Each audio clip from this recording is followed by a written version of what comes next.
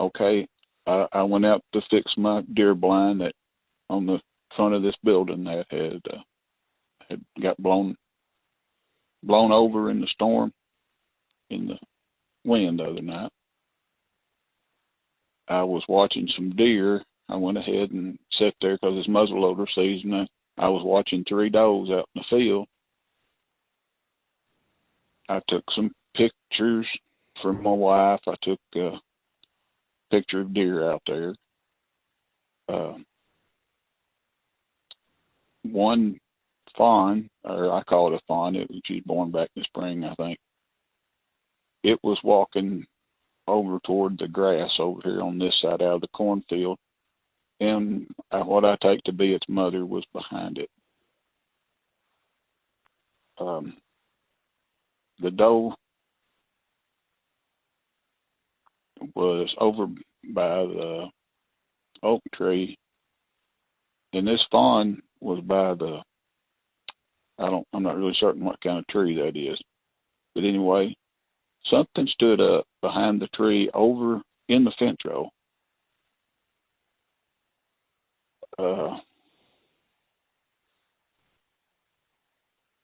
I don't know how to guess how tall it was, but I'd say it's 3 times as tall as the back of that fawn was. So I can't tell you exactly how tall. It was big, and it was wide. When I first seen it, I thought it was a man standing up with a black hoodie on. When I first seen it, and my first thought was, what in the hell is he doing? And it was looking at I couldn't see its eyes, but it was facing me, and looking at the deer. And then it just bent back down. I didn't see it no more. It was super graceful. It was just the way it moved. It was like an athlete or something standing up, but I've never seen an athlete any more graceful than that. When it stood up and then bent back down, the deer run off. They had been looking for something behind them. They had been looking for something. Of course, they always keep a lookout, but they were really looking. I thought it was probably some dogs, because I had dogs chase a buck through here the other day. Its head was round, and it didn't look like it had a neck. To guess its height, I'd say somewhere around 8 feet. I do know where there's a limb sticking out. I do know its head was right there with that limb. So I can go back tomorrow and measure it. And how wide was it? It looked as wide as that doe was long. The shoulders. It looked that wide. And it looked like it didn't, not like a man really with shoulders, looked like it went straight down. You know, it was wide, and it didn't look like it tapered down much. It was just big body. But it definitely had shoulders, though. Yeah, it had shoulders. It had real wide shoulders, but then it's like I've got wide shoulders, but then they taper down to my waist. It tapered down, but it didn't taper down that much. Okay, you know, you're saying not proportionate to most men, you know. Yeah, it's pretty thick. Sounds like it was thick around the torso. Yeah, and its shoulders. You know, that's one of the things you got. This round head, and then what I seen had a round head. It was black, and its shoulders looked as wide as that deer was long. You know.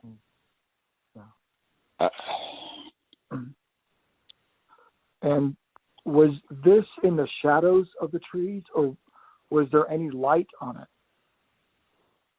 Oh, there was light behind it, yeah. It was behind the tree, but it wasn't directly behind it. It might have been over in the cornfield behind the fence row, but the tree was between me and it.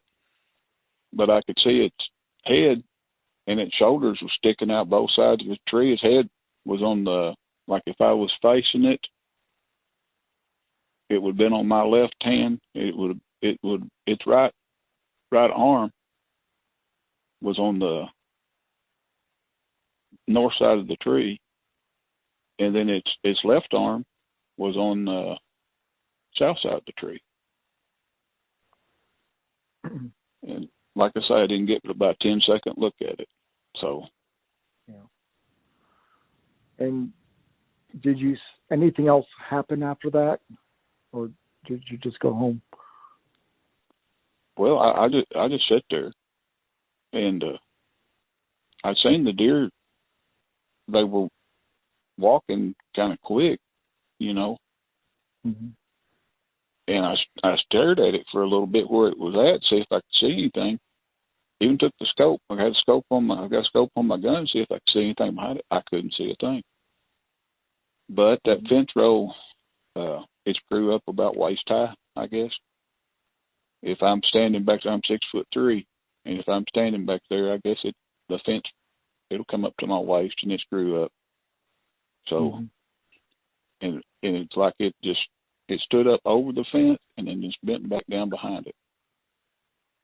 So it sounds like it was on the other side of the fence row, and when it stood up, you said the head was, you could see a branch where the head was. Was that on the tree that was in between you two, or was there another tree near it? I know that because of the picture. I think it's the tree that's in between us. I think it was the main tree. This tree is one I used to put my trail camera on. Okay. I got 3 trail cameras sitting here. I've got pulled out of the field. They need to be out there in the field right now. Yeah. A lot of times they will, avoid those cameras because they know they're there. They're super intelligent, and we don't know if they can see the IR from those cameras now, or sense the EMF, or even smell them or see them, because they're much smarter than deer. Okay. How far would you guess, how far away was it from you? 125 yards. 125 yards. And that's because of your scope on your rifle? Is that how you know? Yeah, I've hunted this for 16 years, and I've got one of those range finders, and I pretty much know where everything is down through there. Okay. And to that tree that I told you about, it was on the other side of the tree. It's about 110 yards to that tree, roughly. Okay. Because I killed a deer under that same tree a couple of years ago. And at that distance, could you see any hair or fur or skin? I didn't. All I seen was black. And like I say, I had maybe 10 seconds. I didn't see any skin. What about the face? Could you tell, was there any change in color from the face region to the rest of the body? It seemed like it was lighter. It seemed like its head, part of its head, like the middle of it, was lighter. And, a little bit.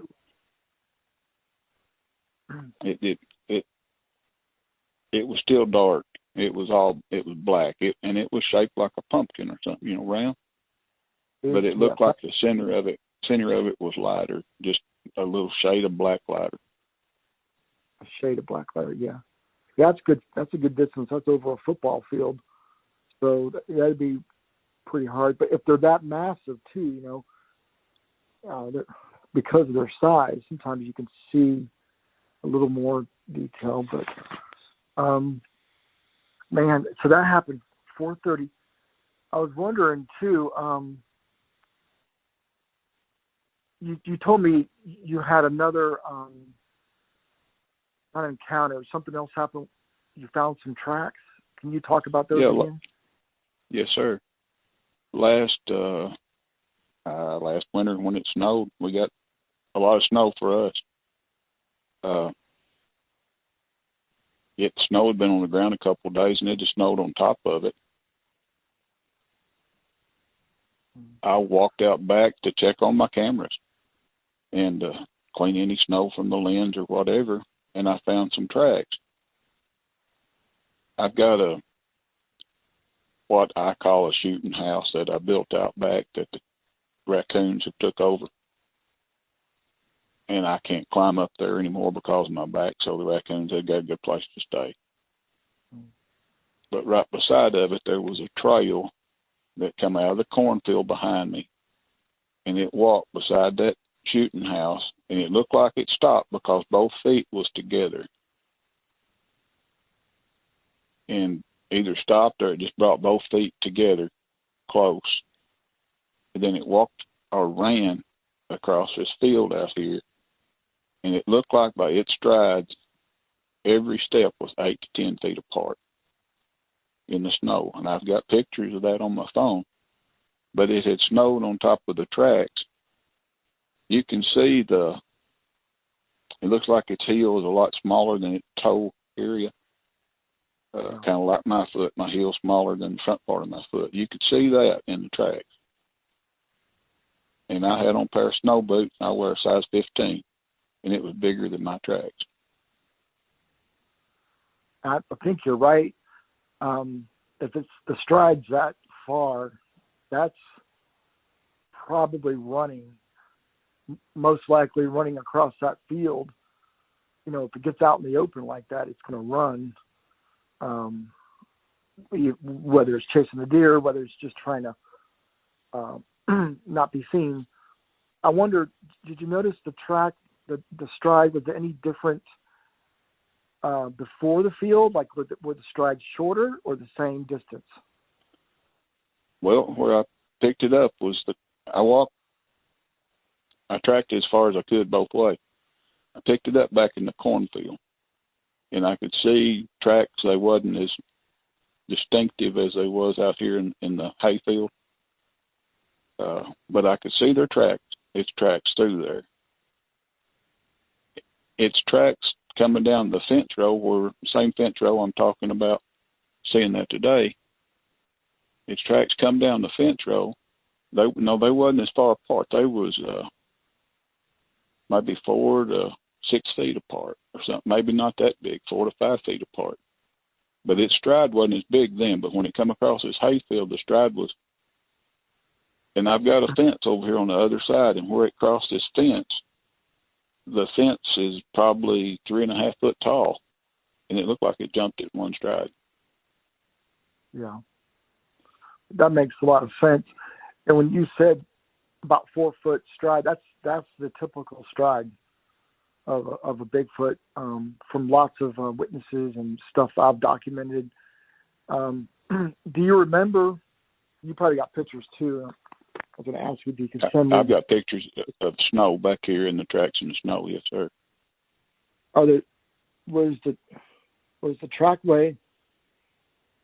Now, I don't know if you can remember this or not. But were they in a straight line, or was it straddled? You know, a person walks. We kind of walk with a straddle, so each step. That's what it was. It was offset, like left. Like if I'm walking left foot, right foot. Only it was further apart than my stride is. I mean, it wasn't straight ahead. It was like something maybe running, you know. Yeah. It was. Yeah. I'll be glad to text them to you. And the picture you took of the deer, I said, you said you deleted the other ones and kept one of them. Mm-hmm. Was that?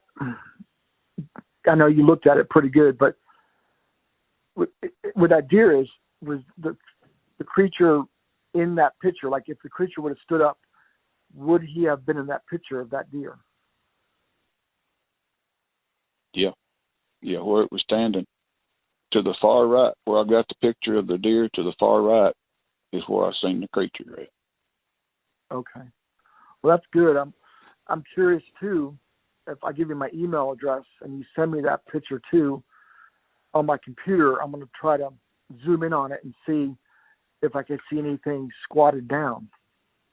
Okay, I've got a little bit more information for you.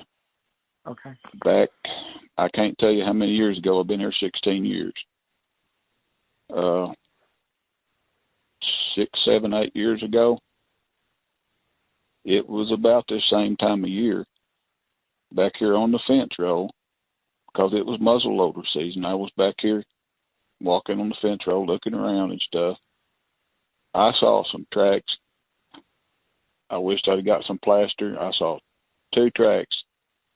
It was, most of the ground was frozen, but there's a spot back there that stays wet. I saw 2 tracks, and you could see 5 toes in those tracks. And they were about the same size of my foot. I had on a pair of just regular boots. They were about the same length as my, they was wider than my foot. But I saw 2 definite tracks back there. Took my wife out there and showed them to her. I think she thought I was trying to pull a joke on her or something, maybe. Yeah. Because, well, the reason I said that, 20 years ago, I was hunting down on the lake in Calloway County. I used to live down there at New Concord. A friend of mine that I grew up with, her son wanted to go hunting. She called, would be a place he could hunt, and I took him bow hunting. I put him on a good stand, give him a chair to sit in. I was probably 10 or 15 feet up in the air on a tree stand. I was maybe 50 yards from the boy. He hadn't been there just a few minutes that morning. He come over shaking, and he said, I just seen a 8-point buck. I said, well, did you shoot at it? He said, no, I didn't pull my bow. I didn't think about it. I said, well, I think you're supposed to kill. So he walked back over, and I sat there. It was a pretty morning. Squirrels was out, and there come a doe walking down this old logging road, walking straight toward him. I thought, man, here's his chance. I couldn't see him, but I knew, where he was at. He's about 12, 13 years old. I looked in behind, and I thought, what in the hell is that? And I could just see it through the brush. And I was seeing the right side of the same thing I seen today, only this one was gray. Yeah. I was working with Ron Gibson. Ron is a retard out of the Army at Special Forces. I told Ron the next day what I seen. He said, the same thing I seen at Fort Campbell. Really? He was on maneuvers at Fort Campbell and claimed he seen. He said he come up over a rise and he saw us face to face with it. I said, well, this was gray looking. He said, no, this was black. But that's my other. So I told my wife that. And I told my stepdaughter that. And I don't know, they kid me about it, Yeah. And that's fine. I don't care. It's good natured, but.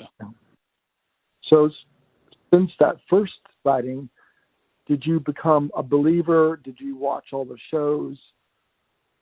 Yeah, I go back to LBL back in the early 80s. I was hunting with 2 car dealers. That one of them was my neighbor. We were hunting a place where he grew up in Land Between the Lakes. He used to have moonshine still over there. They were hunting down there on the lake on his old home place. I was hunting up in the hill.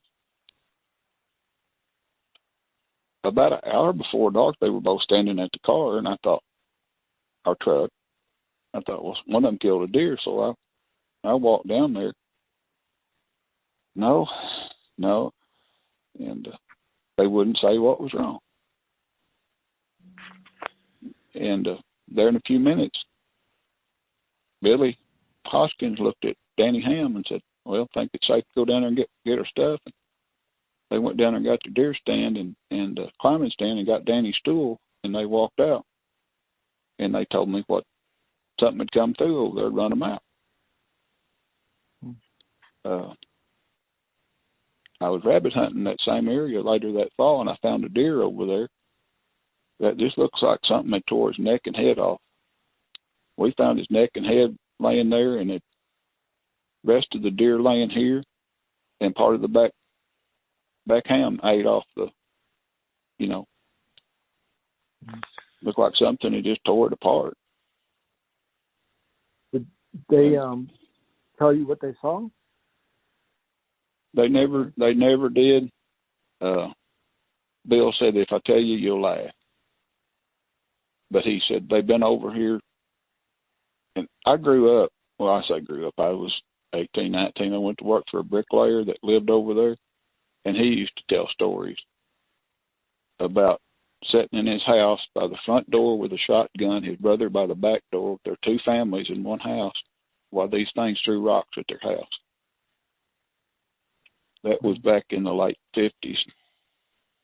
Oh. And I've heard about them a long time around here. First one I seen was at Concord. I think I heard one growl really loud over it. Something did over at Land Between the Lakes in that same area. There was a Bigfoot investigator from Washington State in here at one time. It's been investigated LBL a lot. Yeah, I'm familiar with the area.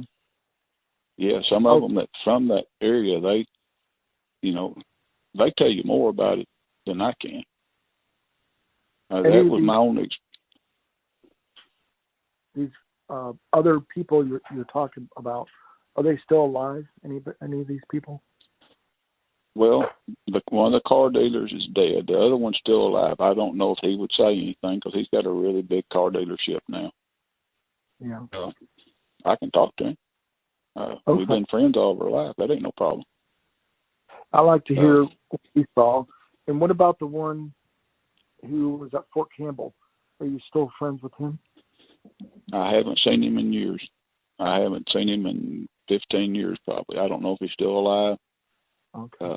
We worked for Vanguard Construction together. And he lived in Palmyra, Tennessee. And of course, I lived at New Concord, but we worked together at Hopkinsville on a building and then worked together up Houston County on a jail. Yeah. Let me ask you a couple more quick questions. Did seeing it, I guess this will be the second time you've seen it. Did any other emotions, occur like you afterwards? What's your feelings about this now? Before I got to the house, I was shaking this afternoon. I was literally shaking. I don't mean cold. It was just, it scared the hell out of me. And it was 125 yards away. How long did you stay in your stand or blind after you saw it? Not a long time.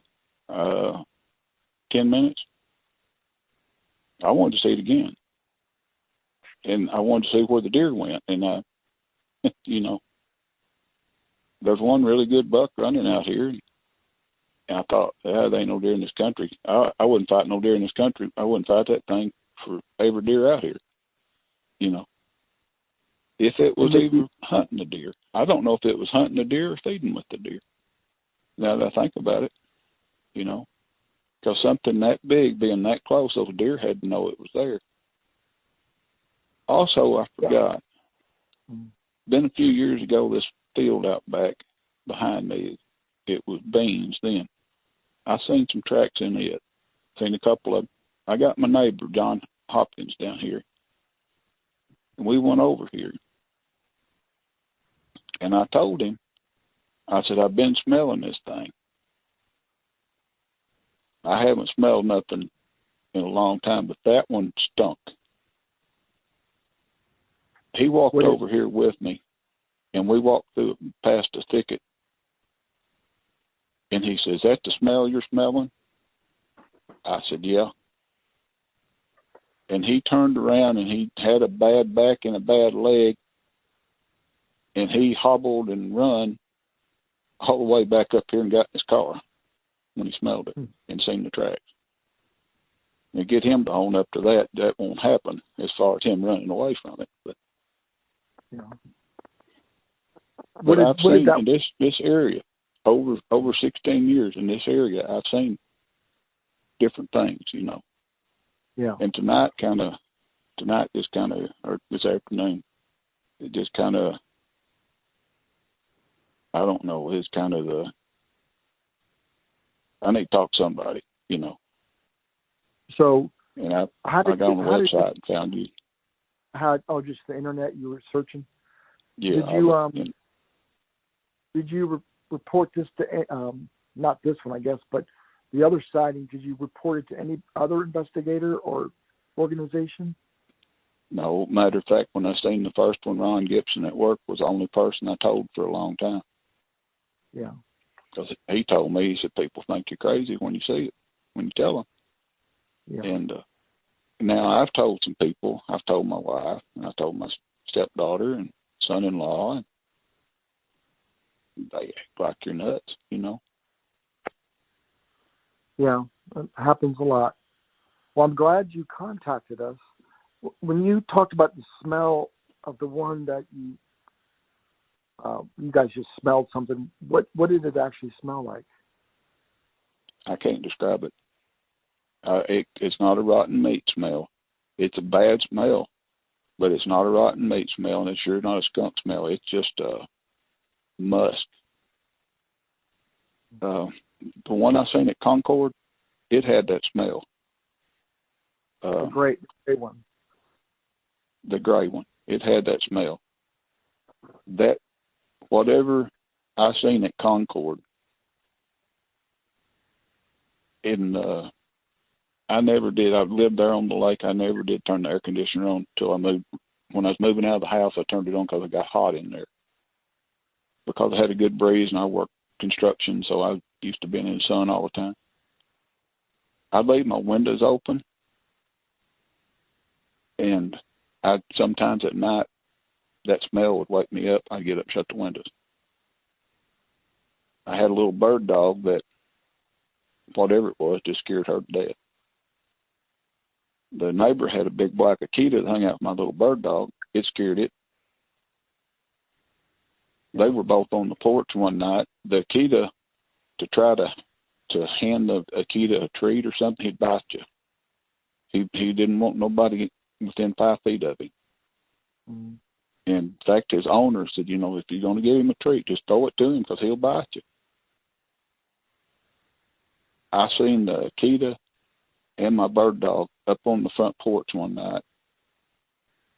I smelled the odor for days, and from time to time, I seen the Akita and the bird dog was up on my porch.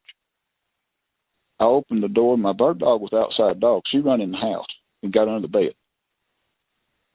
The Akita actually come in the house, and this is the dog that afraid of everybody and, you know, don't want to be around them. He come in the house, and he realized what he had done, and I just stood at the door with the door open until he realized what he'd done. He went back out and then took off running home. Hmm. That night I picked up the 12 gauge and went outside with the flashlight just to see, you know. Mm-hmm. So, I mean, they're around, or I think they are, but you don't never know. In 65 years, I've encountered 2 or 3 times different places, you know, things like the LBL, the deer and stuff like that. That's 65 years. So you're 65 years old? Yeah. And the one in Concord, how far is Concord from, is it Almo, where you're at now? Almo, ALMO. It's how 20. Far? It's right at 20 miles. Okay, that's close. Really. And what county is it? It's Calloway. Calloway County. Can you talk about the one in Concord? We saw the gray one. Can you describe that one and that sighting? Okay. Yeah, I was in my tree stand just looking around. I took Michael bird hunting that day. I just hanging out, looking, thinking maybe he'd get to kill a deer or whatever. That doe come walking down an old logging road, and I was watching her, and I was thinking he'll get a shot at that doe. And I seen something moving behind it, and this was trailing that doe. And it's thick in there. So what I got to see would be its right profile. At the time, I'm in a whole lot better shape then than I am now. I ended up jumping about 8 foot out of a tree stand to go over and get him out of the woods. But I watched it trailing that doe, and it wasn't making any sound. But I was 50 yards, 60 yards away from it. Of course, it was in brush, but I could still see it. And I did see it. It's daytime. It's in the morning. Mm-hmm. It almost looked like it had a point on the top of its head. Not a real sharp point or nothing, but it looked like I seen the hair on that. I seen the gray hair on it. And it looked like it went up right in the middle of its head. What did the rest of it look like? It was gray. It had a little darker gray in spots. I mean, it wasn't spotted or nothing, but some of it was darker gray and some of it was lighter gray. And it wasn't a white gray. It was just gray. And I could see it swinging its arm when it moved, and it wasn't making any sound. Of course, I couldn't hear the deer walking that far away either. So. Oh. And this was in the tree line walking, and the deer was in the field? No, the deer was coming down an old logging road. They had logged that out about 3 or 4 years before that, and the deer was feeding down that logging road walking toward Michael. Mm-hmm. And how long did you watch that one for? I watched that one for a couple minutes. Until it dawned on me, hey, there's a friend of mine's son sitting down there, Michael Bird sitting down there at the bottom of the hill, and this thing's walking, the doe's walking toward him, and this thing's walking after the doe. Then I realized, hey, it's time to get down and get him out of here. And I believe I even yelled. When I come down out of the tree stand, I yelled for him. And then the thing, did you ever see the thing leave, or what happened? You just saw it walk the whole time? Did you do anything else? I didn't. I was in a climbing stand. I lowered my bow to the ground, turned around. I threw it in the ground, I think. And I grabbed the climber, and I come down. Mm-hmm. And I got down. Well, I'm 6'3" and got pretty good reach. So after I got him over to the house, him and his mom left. Later on in the morning, I went over there, and I had to take my shotgun barrel and reach up over my head to tilt that tree stand where it would come down. So I was about 8 foot. I jumped out of the stand about 8 foot up in the air. Must have scared you a little. It did. Yeah. It scared me a lot. It scared me that boy was sitting over there where I put him,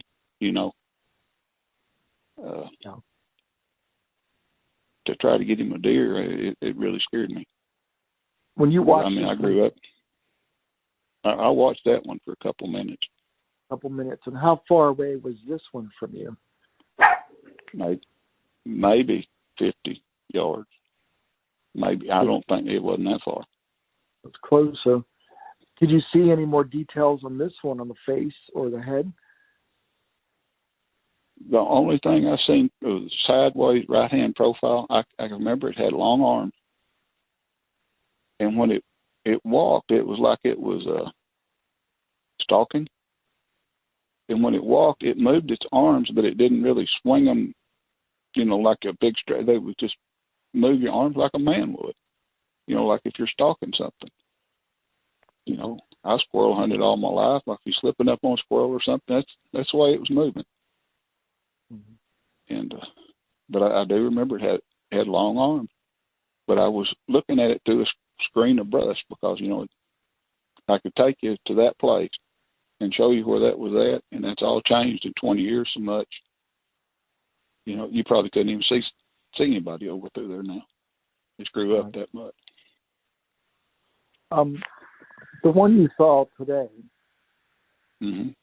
I wish I lived closer, but if you go back there tomorrow, try not to disturb the area where you think it was standing, because maybe when you go back tomorrow, you could find some tracks or some kind of evidence where the creature was standing.